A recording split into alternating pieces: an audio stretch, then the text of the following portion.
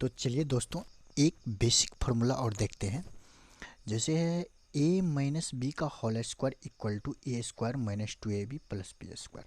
अब ये फार्मूला कई बार स्टूडेंट सबको याद नहीं रहता है, तो याद रखने का सबसे आसान तरीका, अगर इस फार्मूला के बारे में अगर आप जान लेंगे कि ये कैसे हो गया, किस तरीके से ये प्रूव्ड हो गया, तो आप आसानी से आपको याद रखने में बहुत आसानी होगी।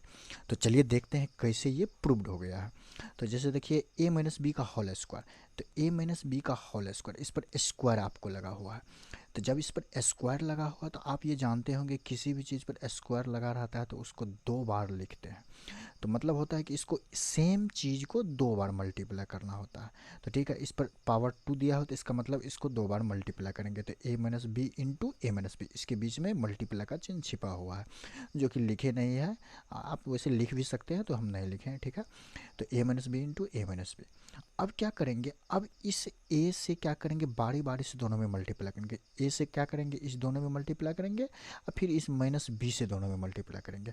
तो चलिए पहले इस a से इस दोनों में मल्टीप्लाई करते हैं, देखते हैं क्या होता है। तो प्लस, इसके पीछे में नहीं कुछ तो प्लस का चिन्ह छिपा हुआ, तो प्लस ए लिख दिए हैं, प्लस ए, इसके पीछे में प्लस छिपा हुआ ए। अब इससे दोनों में मल्टीप्लाई कीजिए, तो ए माइनस बी इंटू का मतलब, इसका मतलब ही मल्टीप्लाई होता है, ये आप लोग जानते होंगे। तो चलिए ए से दोनों में मल्टीप्लाई करते हैं, तो ए से दोनों में ए माइनस बी, तो ए इंटू ए। इसको अगर आप वैसे डायरेक्ट हम इसको ऐसे भी लिख सकते थे, लेकिन आप लोग को समझाने के लिए हम ऐसे एक बार लिख दिए हैं डिटेल में इसको। तो जैसे ए इंटू ए इंटू ए गुना ए, ठीक। फिर अब देखिए ए गुना माइनस बी, तो यहाँ नहीं कुछ तो प्लस है, यहाँ माइनस है। तो पहले हम सबसे पहले चिन्ह में मल्टीप्लाई कर लेते हैं, साइन में। तो प्लस इंटू माइनस क्या हो जाएगा, माइनस, ठीक है। अब ए और बी में मल्टीप्लाई कीजिए, तो ए इंटू बी लिख दिया। फिर अब देखिए इसको कर लिए ना, अब इस माइनस बी से दोनों में बारी बारी से मल्टीप्लाई करेंगे, तो माइनस बी लिखा हुआ है, यहाँ ए माइनस बी है तो माइनस बी। अब देखिए यहाँ माइनस है, यहाँ plus, minus plus, minus into plus क्या होता है, माइनस, ये आप लोग जानते होंगे, माइनस, ठीक है। अब बी इंटू ए, इसको आप सीरियली में भी लिख सकते हैं, इसलिए हम सीरियली में लिख दिया, पहले ए लिखें इसके बाद बी लिखें। तो ए इंटू बी, फिर अब देखिए माइनस माइनस।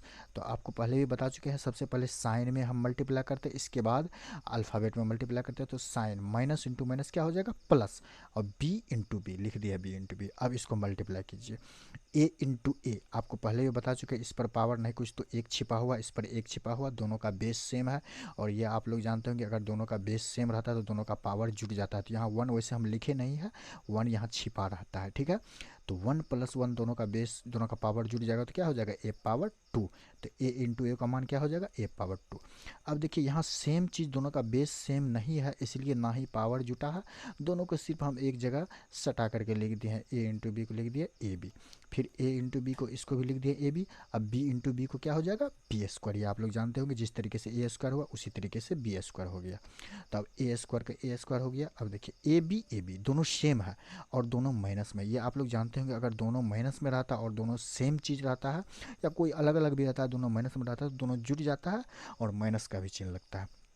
तो अब देखिए यहाँ कितना बार गलती आप लोग करते होंगे, ए इंटू बी ए स्क्वायर माइनस बी स्क्वायर नहीं होगा, क्यों, क्योंकि बीच में मल्टीप्लाई नहीं है, इसीलिए इसके पीछे में एक छिपा हुआ, इसके पीछे में एक छिपा हुआ, तो एक एक क्या हो जाएगा, दो, और ए बी का ए बी, और माइनस का चिन्ह रहेगा, है दोनों माइनस में रहेगा, तो फिर बी स्क्वायर का बी स्क्वायर। तो उसी तरीके से देखिए कैसे प्रूव्ड हो गया, ए माइनस बी का होल स्क्वायर का फॉर्मूला आपको क्या होगा, A square minus two A B plus B square.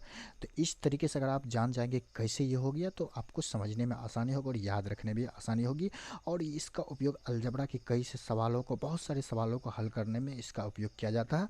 आगे कक्षा में आप देखेंगे आगे किस तरीके से इस फार्मूला का प्रयोग करके बहुत सारे क्वेश्चन को हम हल करते हैं।